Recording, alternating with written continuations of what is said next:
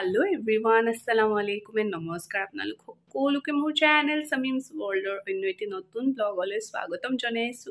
আশা কৰিছো আপোনালোক সকলোৰে খবৰ ভাল, আল্লাহ কৰাত মোৰো ভালে। আজি আছে শবে-বাৰাত আৰু বিয়াৰ পিছত ফাৰ্স্ট টাইম হাজবেণ্ডৰ ঘৰত শবে-বাৰাত পাইছো আৰু আল্লাহ ওচৰত দোয়া কৰিব দে। ময়ো আপোনালোকৰ কাৰণে দোয়া কৰিম আৰু ভাবিলো আজি আপোনালোকৰ কাৰণে ব্লগ এটা বনাও বুলি আৰু লগতে শবে-বাৰাত স্পেশাল এটা ব্লগ বনাও বুলি আৰু এতিয়া দিনৰ 12টা মান বাজিছে নেকি, টাইমটো একদম চোৱা নাইকিয়া। গা চা ধুই মেলি ৰেডি হৈ গলো আৰু বাকি এতিয়া যি কাম কৰিবলগীয়া আছে, জানি আৰু শবে-বাৰাত বুলি কিমান কাম ওলাই ন, আৰু তাকে ভাবিলো আপোনালোককো দেখাও বুলি আজিৰ দিনটোত কি কৰো। তেন্তে বলক বেছি দেৰি নকৰি ভিডিঅ'টো আৰম্ভ কৰো। আৰু এটা কথা, আজি যদি মোৰ চেনেলত কোনোবা নতুনকৈ আহিছে তেন্তে প্লিজ মোৰ চেনেলটো লাইক শ্বেয়াৰ এণ্ড লগতে সাবস্ক্ৰাইব কৰি দিব।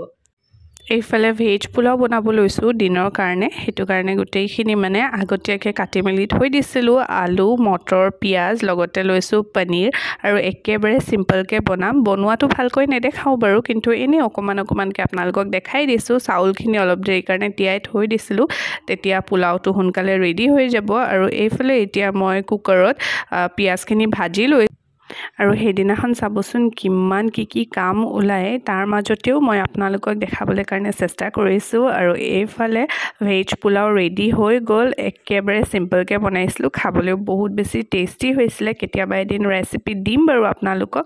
আৰু এইফালে এতিয়া আৰু আম্মাই বনাই আছে, এতিয়া হালৱা বনাই আছে। জোনাবে দোৱা পঢ়িব আহিব আৰু লগতে আমাৰ ওচৰৰ মানুহখিনিক বিলাব, সেইটো কাৰণে সোনকালে হালৱাখিনিও বনাই লৈছে। আমাৰ ইয়াত ৰুটি হালৱা বিলোৱা নিয়মটো আছে, আপোনালোকৰ তাত আছে নে নাই কমেণ্ট কৰি জনাবচোন দেই।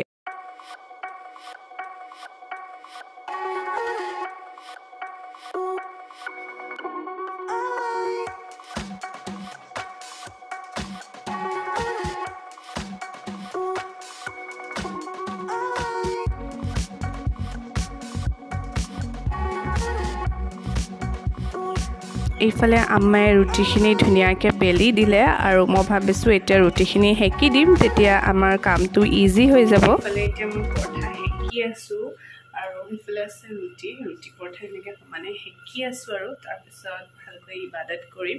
বাকী আজি কি বনোৱা হ'ল দেখাম আপোনালোকক, চাই থাকিব। আম্মাই ধুনীয়াকৈ এতিয়া ৰুটি হালৱা পেকিং কৰি দিলে, বিলাবলৈ বাকী আছে এতিয়া। চবাই ওচৰৰ ঘৰৰ মানুহৰ ঘৰত বিলাই আহিব আৰু আমাকো দিছে, কিন্তু সেয়া আপোনালোকক দেখাব নোৱাৰিলোঁ, কামৰ মাজত আছিলোঁ যে সেইখিনি দেখুওৱা নহ'লে। আৰু এইফালে এনেকৈ ধুনীয়াকৈ বলটোত আম্মাই থৈ দিছে যিসকলে আমাক দিছে।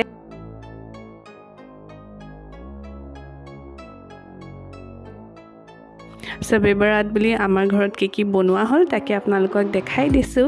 আৰু আপোনালোকেও কি বনালে কমেণ্ট কৰি জনাব দেই। বেছি মই একো বনোৱা নাইকিয়া, মই অকল ক্ষীৰ বনালোঁ আৰু ৰুটি সেকা মেলা কৰিলোঁ, বাকীখিনি আম্মাই বনাইছে। লগতে আছে মিঠাই আৰু এইখন প্লেটত দেখি পাইছে হালৱা আছে, এটা হালৱাই আম্মাই বনাইছে আৰু বাকীকেইটা পিচ কৰা আছিলে যে সেয়া মানে ওচৰৰ ঘৰৰ আণ্টিয়ে দিছিলে। দেখাত ভাল লাগিলে কাৰণে মই ইয়াত থৈ দিলোঁ প্লেটত। আৰু লগতে এয়া মই বনালোঁ ক্ষীৰ, আৰু ক্ষীৰখিনিও খাবলৈ বহুত টেষ্টি হৈছিলে। লগতে মই ফ্ৰুটছ কাটিও থৈ দিছোঁ, যেতিয়া মানে ৰাতি ইবাদতৰ টাইমত ভোক লাগিলে মানে ফ্ৰুটছ খাই ল'ব পাৰিব, সেইটো কাৰণে মই ফ্ৰুটছ কাটি মেলি থৈ দিছোঁ। আৰু চাবচোন সেইটো টাইমত ইমান বেছি টোপনি আহে ন। হেল্ল' এভৰিৱান, এতিয়া গোটেই চব মানে বনোৱা মেলা হৈ গ'ল, তাৰপিছত বিলাবলৈও লৈ গ'ল চবাই। আৰু এতিয়া অকণমান ফ্ৰী হৈছোঁ, ভাবিলোঁ আপোনালোকৰ লগত কথা পাতোঁ বুলি।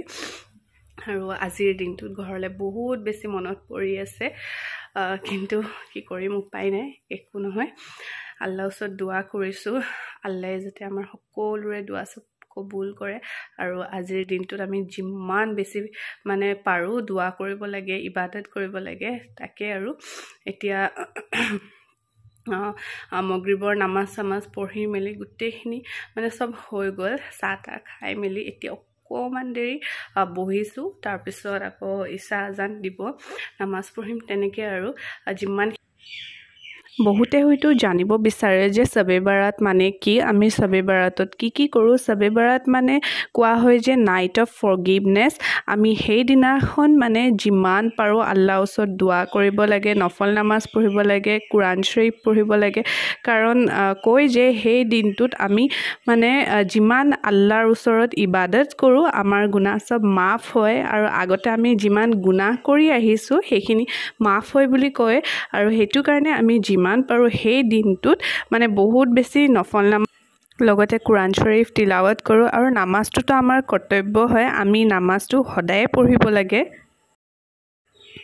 যোৱাকালি ব্লগটো আকৌ নেক্সট ডে পৰা কণ্টিনিউ কৰিছোঁ। সেইদিনাখন ৰাতিপুৱা ফজৰ নামাজ পঢ়ি মেলি হোৱা হ'ল। তাৰপিছত এতিয়া উঠি মেলি আম্মা, মই আৰু আব্বা আমি তিনিজন মিলি গৈ আছোঁ আমাৰ খুৰাহঁতৰ ভাতাত গৈ আছোঁ। তাত মানে আমাক নিমন্ত্ৰণ দিছিলে খুৰাহঁতৰ ভাতাত যিসকল ষ্টাফ আছে তেওঁলোকে মিলি এটা হলীৰ সৰু সুৰাকৈ এটা পাৰ্টি এটা অৰ্গেনাইজ কৰিছে। সেইটো কাৰণে আৰু যিহেতু মই ফাৰ্ষ্ট টাইম মানে মই এইবাৰ ফাৰ্ষ্ট টাইম পাম আৰু তেওঁলোক বহুত বেছি এক্সাইটেড মই যাম বুলি, আৰু তেনেকৈ সকলো মানে ফেমিলি মেম্বাৰ্ছকো মাতিছিলে। আৰু তাকে ভাবিলোঁ আপোনালোককো দেখাওঁ বুলি। প্লিজ জাজ নকৰিব, কাৰণ আমি সকলোৱে নিজৰ নিজৰ ৰিলিজিয়ন ৰেচপেক্ট কৰিব লাগে।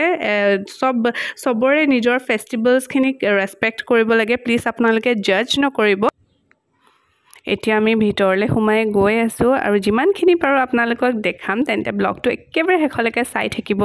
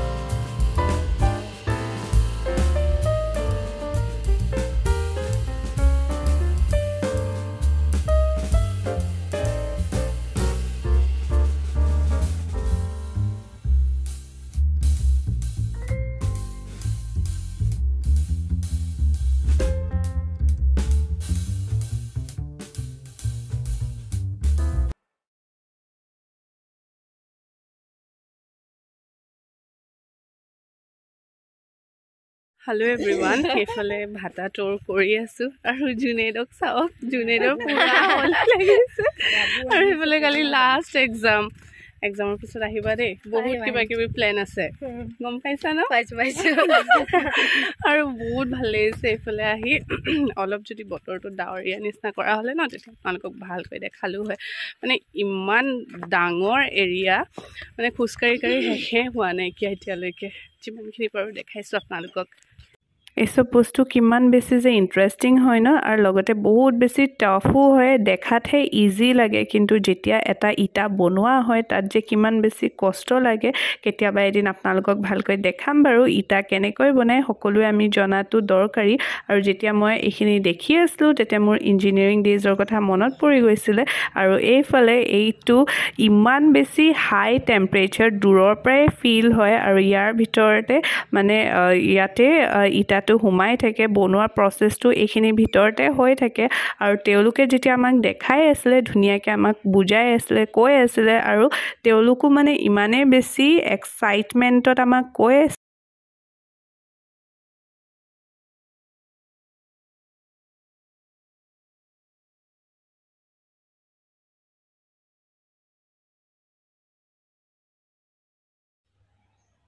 ইটাৰ ভাটা চাই আপোনালোকৰ কেনেকুৱা লাগিছে কমেণ্ট কৰি জনাবচোন দেই আৰু মই যিমানখিনি পাৰোঁ দেখাই আছোঁ আপোনালোকক সেইদিনাখন বহুত বেছি ৰ'দ দিছিলে কিন্তু তাৰ মাজতো ভাল লাগিছে আপোনালোকক দেখাবলৈ পায় এইফালে চাইডে চাইডে ৰুমো বনাই দিছে ৱৰ্কাৰ্ছখিনিৰ কাৰণে মানে যিমানখিনি ষ্টাফ আছে সকলো মানে ইটা ভাটাৰ ভিতৰতে থাকে তেওঁলোকৰ কাৰণে কোৱাৰ্টাৰ এনেকৈ বনাই দিছে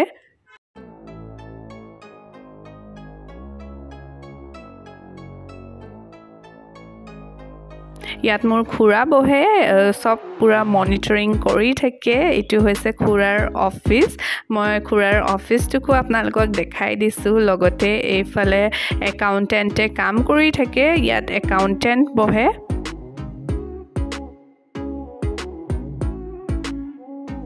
এইফালে গ্ৰীণ কালাৰ টি-শাৰ্ট পিন্ধাজনে হৈছে টুলু খুৰা তেওঁৰে হয় ভাতাটো আৰু এইফালে মাছ মাৰিছে মোৰ কাৰণে মানে মোৰ মাছ বহুত বেছি ফেভৰেট হৈ যায় আৰু তাতে লোকেল মাছ সেইটো কাৰণে এইফালে এতিয়া জাল মাৰিব আৰু এবাৰ মই ফাৰ্ষ্ট টাইম লাইভ মানে এনেকৈ দেখিছোঁ কেতিয়াও মই সদায় ধৰি লওক মই দূৰৰ পৰা দেখোঁ কিন্তু ওচৰৰ পৰা মই কেতিয়াও দেখা নাছিলোঁ এইটো এটা মানে মোৰ কাৰণে বহুত ধুনীয়া এক্সপিৰিয়েঞ্চ মোৰ এনেকুৱা গাঁৱৰ পৰিৱেশ বহুত বেছি ভাল লাগে আৰু এইফালে এতিয়া দানা দি আছে মাছ সব তেতিয়া দানাখিনি দেখিলেহে মাছখিনি আহিব ন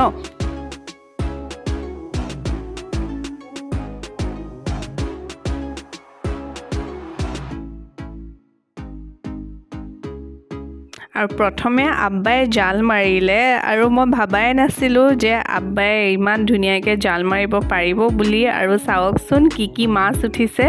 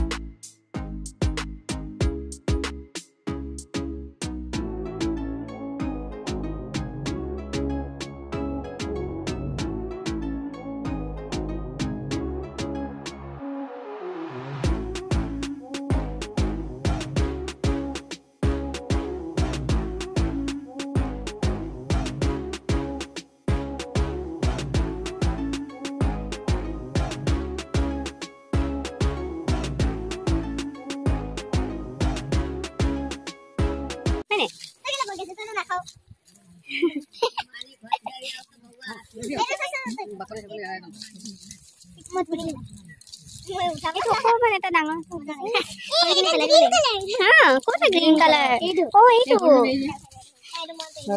মাষ্টাৰপিস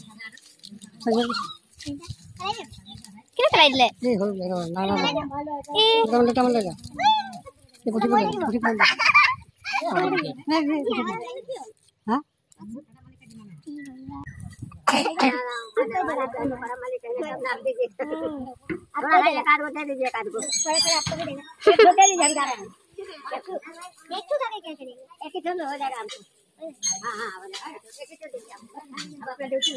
মাছ মৰা সেশনটো চলি আছে আৰু ইয়াত ইমান বেছি ভাল লাগিছে দেখিছে নহয় আপোনালোকে মানে মোৰ এনেকুৱা গাঁৱৰ পৰিৱেশ বহুত বেছি ভাল লাগে আৰু সেইফালে দুটা পুখুৰী আছে মানে এইফালে এইটোত হৈ গ'ল এতিয়া এইফালে মাছ মাৰি আছে পুৰা ৰ'দ দিছে ইয়াত আমি গোটেইখিনিয়ে ধুনীয়াকৈ এনজয় কৰি আছোঁ জুনেদ নিতুখুৰী চাৰা বাৰ্বি নিখত দুলুখুৰা আম্মা আব্বা বহুত বেছি ভাল লাগিছে গোটেইখিনিয়ে একদম পুৰা আমি ফূৰ্তি কৰি আছোঁ আৰু মাছ মৰা চাই খুব বেছি ভাল লাগিছে আৰু এইফালে মাছৰ জালৰ সৈতে মই ফটো দুখনমান ক্লিক কৰি লওঁ বুলি ভাবিলোঁ লগতে নিখতকো লৈ লৈছোঁ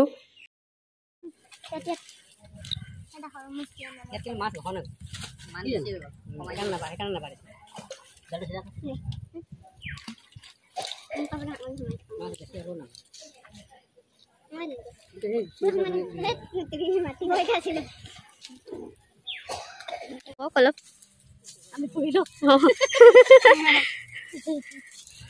সময় গিয়ে কাটি দিছো কি দিয়া কেহেৰা আছে বো কাটি নিছো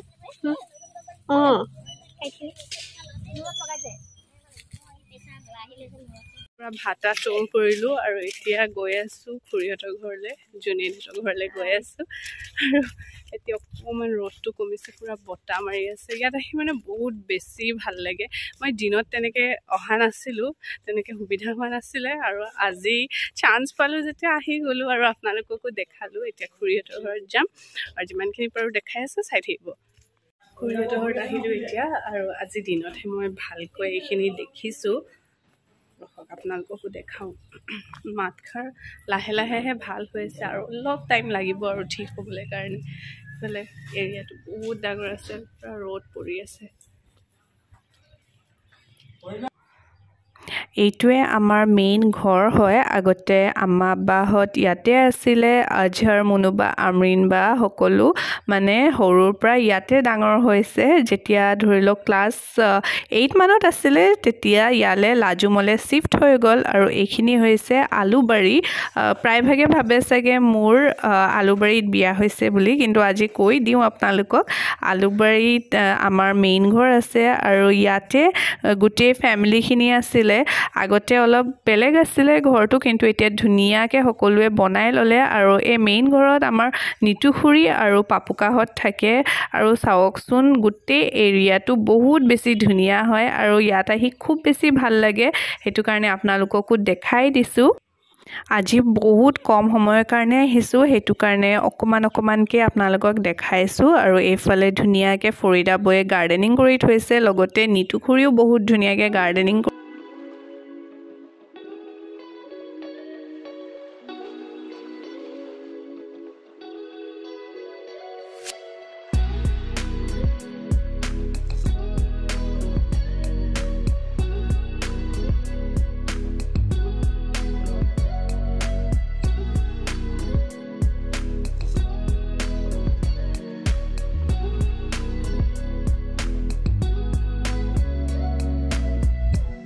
की कॉकटेल है शेवरन और कोको पेन सब सीडी नाम से तो कॉकटेल कर दिसो कॉकटेल एटा कॉकटेल एटा कोको पेन एटा शेवरन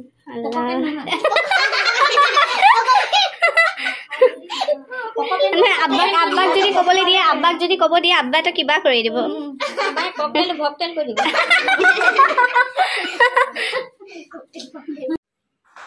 এইফালে এতিয়া খুৰীহঁতৰ ঘৰত চাহ খাই আছোঁ আৰু ভিডিঅ' কোৱালিটিটো খুব বেছি বেয়া হ'ল তাৰ কাৰণে প্লিজ বেয়া নাপাব আৰু ব্লগটো ইমানতে শেষ কৰিছোঁ আশা কৰিছোঁ আপোনালোকে চাই ভাল পাব বুলি আৰু লগতে প্লিজ কমেণ্ট কৰি জনাব ব্লগটো চাই কেনেকুৱা লাগিলে আৰু যদি মোৰ চেনেলত আজি কোনোবা নতুনকৈ আহিছে তেন্তে প্লিজ মোৰ চেনেলটো লাইক শ্বেয়াৰ লগতে ছাবস্ক্ৰাইব কৰি দিবলৈ একেবাৰে নাপাহৰিব আৰু কেইখনমান আপোনালোকৰ মাজত ফটো শ্বেয়াৰ কৰিছোঁ আশা কৰিছোঁ আপোনালোকে চাই ভাল পাব